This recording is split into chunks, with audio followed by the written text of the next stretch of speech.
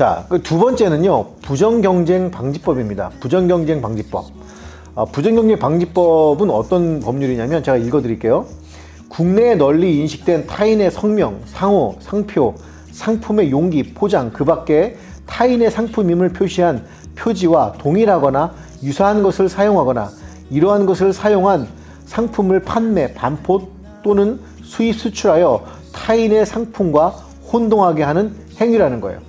그러니까 뭐 유명한 사람의 이름이라든지 그 사람이 만들어 놓은 로고라든지 이런 거를 상표권 등록은 안 해놨어요. 근데 이미 유명해져서 다 알려진 거예요. 근데 그거를 모방을 하거나 그냥 허가 없이 그냥 써버리면 안 된다라고 하는 겁니다. 두 번째에도 보니까 국내에 널리 인식된 타인의 성명, 상호, 표장, 그 밖에 타인의 영업임을 표시하는 표지, 뭐 상품 판매 서비스 제공 방법이라든지 또는 간판, 외관, 실내 장식 등 영업 제공 장소의 전체적인 외관을 포함하는 이 모든 것과 동일하거나 유사한 것을 사용하여 타인의 영업상의 시설 또는 활동과 혼동하게 하는 행위를 했을 때는 문제가 될 수 있다는 겁니다. 실제로 이런 경우가 많이 있었어요. 이렇게 단팥집 빵을, 단팥이 이렇게 어렵냐. 단팥집 빵을 이렇게 차렸는데 잘 된 거예요. 그런데 어떤 사람이 그걸 보고 다른 지역에 가서 그걸 거의 베끼는 수준으로 해가지고 그 지역에서 또 장사를 한 거죠. 이건 상표권 등록이 안 돼 있었지만 이미 이 단팥빵으로 유명해진 이 가게를 그대로 거의 베꼈었기 때문에 법원에서 이거를 부정경쟁 방지법이라고 해서 그 회사를 엄벌을 가한 적이 있었습니다. 이것도 똑같은데 뭐냐면요, 혼동하게 하는 행위예요. 혼동하게 하는 행위. 이거 그 회사 아니야? 그 가게 아니야? 라고 혼동하게 할 만큼의 증거가 있으면 굉장히 어려운 거죠.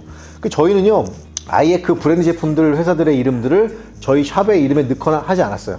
절대 안 하고 우리는 브랜드 멀티샵이라고 했어요. 브랜드 멀티샵이라고 아예 그냥 박아놨어요. 그러니까 할 말이 없는 거예요. 왜냐면 저희 사이트를 흉볼 수가 없거든요. 얘네 브랜드 멀티샵이구나, 멀티샵으로 해서 의류를 사다가 판매하는 데구나, 이걸 확실하게 얘기했기 때문에 저희가 안전하게 지금까지도 장사할 수 있게 된 겁니다. 이게 바로 부정경쟁 방지법이고요. 또 어떤 게 있냐면, 제가 사진을 올려드리겠지만, 여기 뭐 나이키 이런 거 있잖아요. 이 나이키를 나이케, 네이키 이런 식으로 해가지고 중국 제품 보니까 그런 게 되게 많아요. 제가 막 나이키 제품 막 검색하다가 알리익스프레스 막 검색하다가 보니까 이상한 게 있는 거예요. 나이키인 줄 알고 이렇게 저렴하지 하고 들어갔더니 여기 보시면 끝에만 살짝 뭐 다르잖아요. 이런 거는 뭐 상표권 침해도 있겠지만 부정경쟁 방지법으로 걸릴 수도 있는 부분들입니다. 이런 거 베끼시면 안 된다는 거예요. 그래서 여러분이 독특하게 그냥 뭐 샵을 뭐 나이키를 판매하셔도 상관없어요.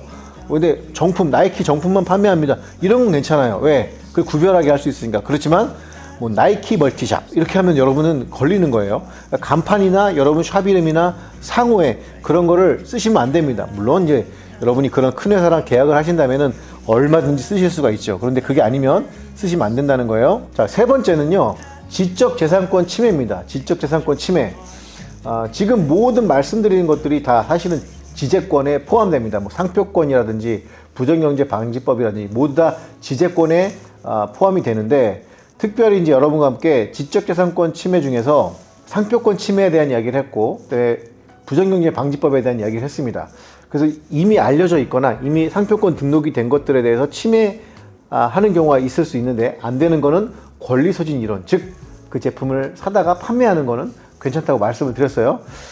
세 번째, 지적재산권 침해에 대한 문제인데, 지재권이라고 흔히 얘기합니다. 근데 이 지재권이 뭐 폭넓은 의미의 지재권이 있어요. 그 폭넓은 의미에서 얘기를 하자면 상표권도 지재권에 들어갑니다. 디자인권도 들어가고 특허권도 지재권에 들어갑니다. 그리고 의장권이라든지 실용신안권 같은 경우도 들어가는데, 뭐 발명 같은 거 이런 거 있잖아요. 뭐 그런 것도 역시 실용신안권에 들어가는데, 이 모든 게 다 합쳐서 지적재산권에 들어갑니다. 그리고 저작권 이런 게 다 들어가겠죠. 근데 우리에게 문제가 되는 건 뭐 상표권이나 이런 거 다 알아봤으니까 지적재산권의 그 큰 범위 내에서 상표권이나 부정경쟁 방지법은 알아봤으니까 하나가 남아있죠. 뭐죠? 여러분이 사진을 갖다가 쓰는 거. 여러분이 다른 사이트에 있는 사진을 쓰는 거, 이게 문제잖아요. 사실 저희도 처음에 그 회사에서 올려놨던 사진을 썼었어요. 근데 저희는 고소하지 못했습니다. 이유가 있거든요. 어떤 데는 고소가 되고 어떤 데는 고소가 되지 못하는 경우가 있습니다. 어떨 때느냐, 바로 응용 미술 저작권, 이 저작권에 걸릴 때입니다. 그게 너무 어려워요, 복잡해요 라고 할 수가 있는데, 이게 다른 게 아니라요, 일반적인 사업적인 이미지는요, 그냥 상업용 이미지는 베껴서 써도 문제가 되지 않습니다 라고 제가 100% 내뱉을 수 없는 거는 가끔 문제가 될 때가 있어요. 근데 대부분 문제가 되지 않습니다. 사진을 그냥 일반적인 사업적용, 사업용으로 돈을 벌기 위해서 만들어 놓은 걸 그냥 쓰는 건 문제가 되지 않는데, 문제가 되는 경우가 어떤 때냐, 창의성이 있냐 없냐예요. 그러니까 그 사진 안에 창의성이 있냐 없냐가 누가 결정할까요? 판사님이 결정하십니다. 예, 판사님이 결정하십니다. 그럴 때만 그게 이제 문제가 될 수가 있습니다. 저희 같은 경우는 그냥 마네킹이 입고 찍었던 사진들이었기 때문에 특별히 이 지재권, 특별히 이 이미지 저작권, 응용 미술 저작권에 대해서 문제를 삼을 수가 없었습니다. 그러니까 여러분이 흔히 이제 걸리는 게 이 응용 미술 저작권에 걸리느냐 안 걸리느냐예요. 근데 두 가지 류가 있는데, 첫 번째는 그 상세 페이지 자체를 디자인권으로 디자인 저작권으로 이렇게 등록을 하는 경우가 있습니다. 그거 어떻게 할 수 있느냐? 쭉 상세 페이지 읽다 보면 아래 써 있어요. 이거는 디자인 저작권을 뭐 등록을 해 놓은 겁니다 라고 하는 경우는 절대 베끼면 안 됩니다. 제가 아는 친구가 실제로 그 리싱크라고 하는 곳에서 폐쇄몰이잖아요. 거기서 제품을 뜯어다가 이렇게 네이버에 올려서 판매를 조금 했습니다. 실제로 했는데 거기서 이제 문제를 삼은 거예요. 고소를 한 거죠. 그 변호사 통해서 그냥 이게 합의금 장사하는 사람을 통해서 고소한 게 아니라 본사가 고소를 한 거예요. 경찰서에 가는 상황이 된 거죠. 그래서 제가 이제 같이 얘기를 했습니다. 어떻게 하면 좋겠나 얘기를 하다가, 일단은 모든 자료를 넘겨주지 말아라. 이게 왜 중요하냐면, 여러분이 문제가 됐을 때 어떤 사람들은 이렇게 하더라고요. 그 변호사가 이렇게 요구를 해요. 얼마 판매하셨어요? 그 판매에 대한 모든 자료를 주세요. 그런 걸 넘겨주시는 분이 있어요. 절대 넘겨주시면 안 됩니다. 어떤 상황이 있어도 여러분이 자료를 절대 넘겨주시면 안 돼요. 이거는 여러분이 그 일반적인 사회에서도 마찬가지입니다. 경찰이 달라고 해도 주시면 안 되고 주시면 안 됩니다. 예. 저 나쁘게 보지 마시고요. 왜 그런 눈으로 보세요, 여러분. 절대 주시면 안 되고요. 그거는 모두 그분들이 밝혀야 될 의무가 있어요. 경찰이든 변호사든 여러분이 자료를 안 주시면 그 사람들이 어떤 다른 형태로 밝히면 되는 거고, 거의 못 밝힙니다. 특별히 매출에 대한 게 못 밝히기 때문에 죄송합니다, 저희가 매출이 없습니다라고 일단 얘기를 하시는 게 좋습니다. 안 좋은 것만 가르쳐 드리는 거 같아요. 하여튼 그래서 이제 자료를 주지 말아야 되는데, 어떤 분은 자료를 주시더라고요. 그래서 이제 그 친구는 자료를 안 줬어요. 자료를 주지 말라고 했기 때문에 안 줬고, 이제 여러 가지 상황 설명을 했습니다. 그리고 그 친구는 실제로 사업자 등록까지 폐지를 했어요.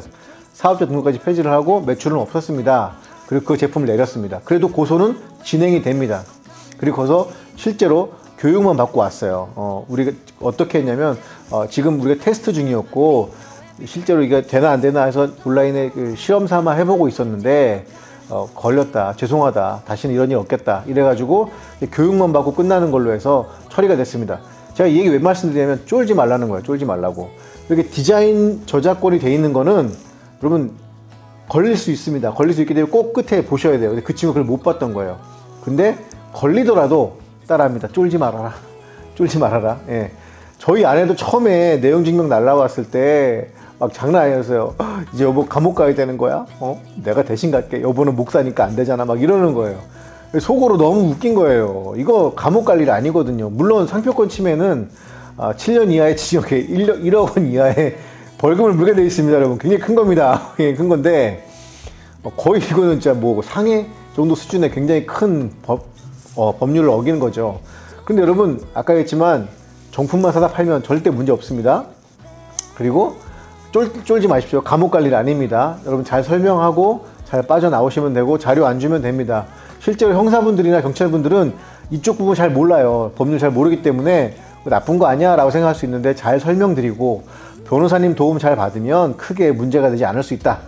여하간 이 응용 미술 저작권, 이게 사진 이미지에 문제가 되는 경우, 첫 번째는 그 상세 페이지를 디자인권, 디자인 저작권에 등록을 해놨을 때 문제가 된다. 두 번째는 어떨 때냐면, 그 사진이 그냥 일반적인 사진이 아닐 때가 있어요. 뭐 나이키를 예로 들자면 앞면 사진 있고 옆면 사진 있고 뒷면 사진 있고 뭐 이렇게 할 수 있잖아요. 그런데 어떤 사람이 끈을 좀 예쁘게 따르게 매요. 우리가 흔히 일반적으로 매는 그런 모양이 아니라 좀 다르게 모양을 매고 조명을 어떻게 따르게 쓰고 해가지고 이 제품을 더 돋보이게 하려고 굉장히 어떤 창의성을 불어넣었다. 그걸 판사가 판단했을 때 이거는 창작한 것이다. 창의성이 있다. 이렇게 판단하면 그건 응용미술 저작권이 됩니다.